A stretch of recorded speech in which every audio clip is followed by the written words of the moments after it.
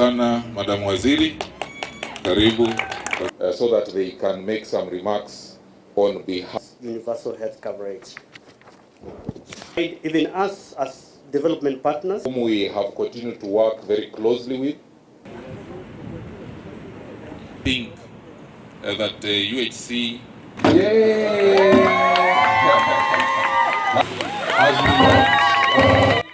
we must move with speed to ensure that the level 2, level 3 facilities are accredited by the Social Health Authority so that we can be able to ensure people receive services and then the services are reimbursed for by the Social Health Authority. Availability and quality of health services are integral to us achieving UHC, and this will contribute to attaining the health-related sustainable development goals.